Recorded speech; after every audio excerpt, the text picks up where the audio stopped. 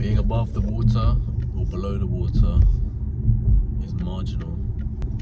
What I mean by this is it's so easy to fall behind instead of being ahead.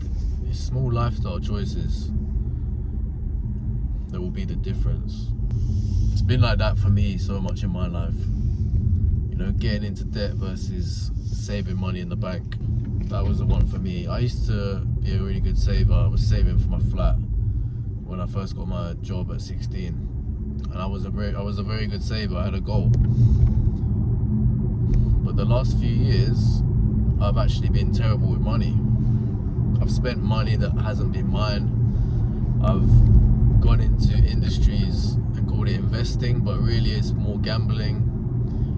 So nothing changes. I've had to change the way I look at finances. But what I've learned as well is that it's a very small difference between being in debt versus having savings in the bank.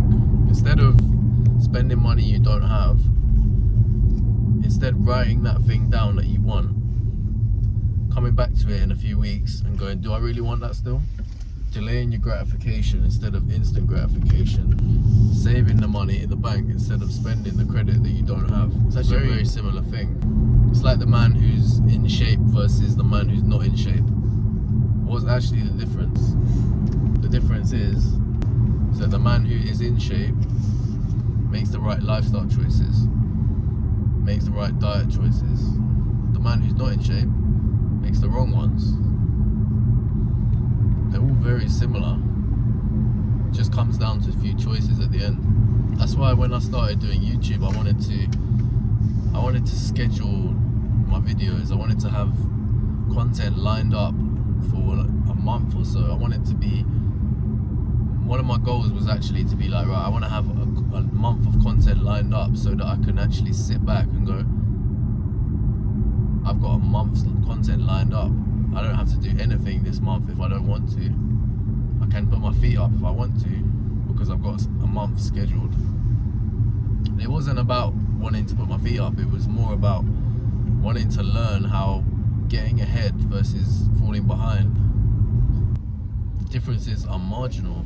It's the difference between becoming panicky and stressed because you don't have something, because you've fallen behind, or the difference between being calm and composed when you're ahead.